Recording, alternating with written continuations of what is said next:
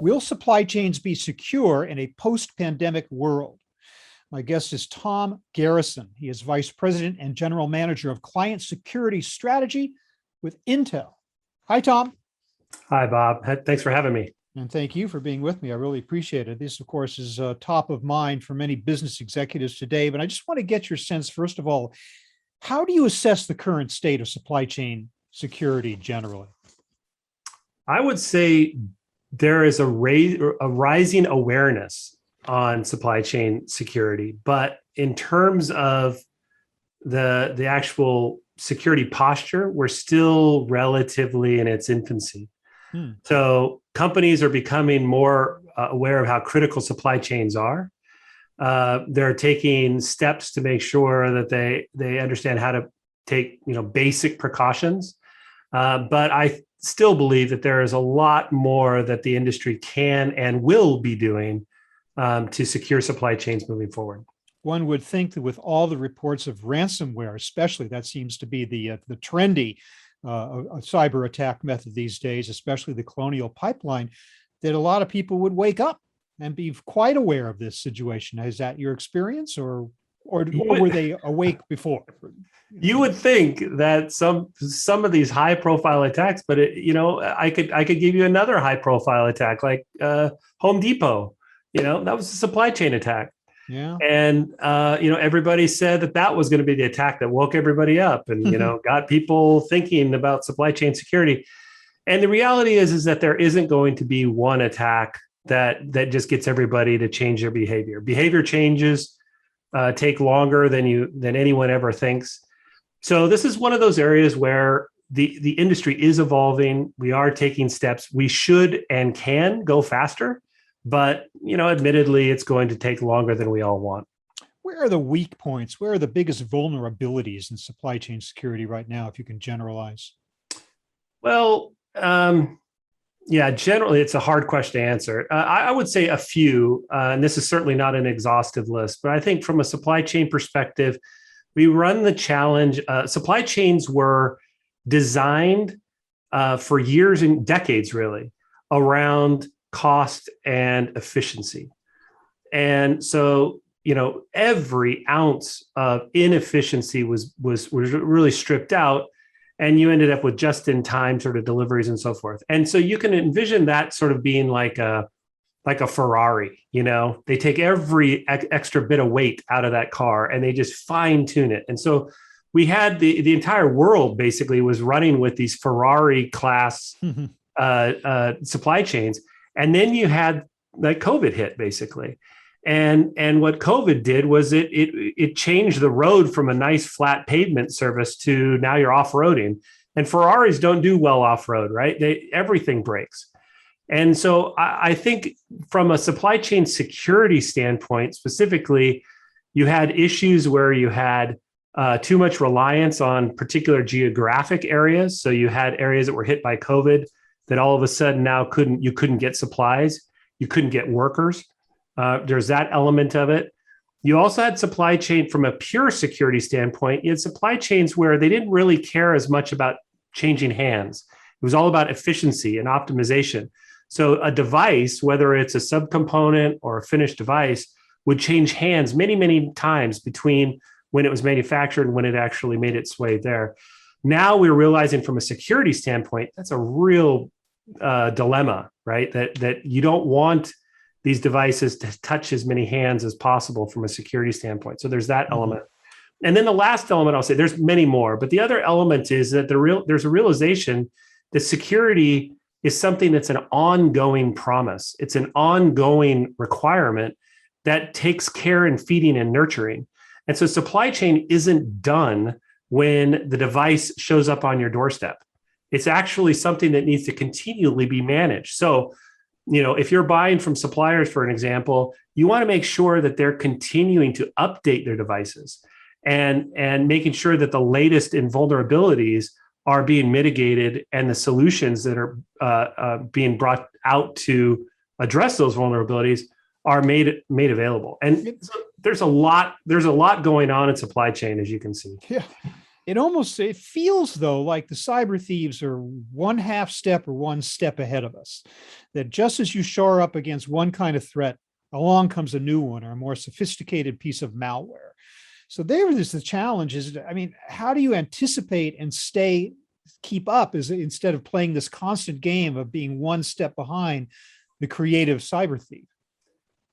Yeah, unfortunately, there isn't a great answer here because the reality is that the cyber thief, as you call them, they have at their disposal all kinds of different elements. There's technological weaknesses they can exploit. They can also exploit human frailties, and trick people. They will find the easiest way to attack a device. I like to think of security, and when it comes to supply chain, it applies there as well. Is like water rolling downhill. And you can build a dam if you want, and you can try to hold that water up, but the water eventually will build up and it will chart a new course around whatever dam you come up. And that's what you see over and over again. So there is no one size fits all fix, but there are best known practices like zero trust and building in zero trust into your supply chain methodology and your mindset and everything you do. If you trust less, you are less likely to be exploited. And building that into your architecture is a smart thing to do. Tell me more about zero trust. It sounds like the modern day equivalent of a whitelist. In other words, you have to authorize who actually has access to a system. I mean, how does it work these days as opposed to before? And why might it be the answer to more resilient supply chains? Well, quite simply, it's built on a model that says that you don't trust really anything. If you're talking to a device, as an example, you don't just assume that because the device is talking to you that the device is who it says it is. You need to authenticate, and you can do that at a mega level, at a platform level. You can do that at a device level, or even a sub-device level, like in our world, IPs. Parts of one chip talking to parts of another chip. And we first make sure that we're talking to exactly who we say we are. And building in that kind of resilience into the architecture is super critical. Because the reality is that the bad guys and gals that are the hackers will exploit any vulnerability that where you're trusting somebody, they will get in there and they'll inject themselves into that trust train, and now all of a sudden you're exploited and you don't even realize it because you were just assuming that you were talking to a trusted entity. Well, there you go. But I mean, zero trust is a technology solution, but it must be accompanied by a smart human being who's utilizing the tools at their. I think technology in general is always a combination between the technology itself and how humans interact with it and what they use it. Technology can be made to do amazing good. And unfortunately, in the wrong hands, that same technology can be used to create harm.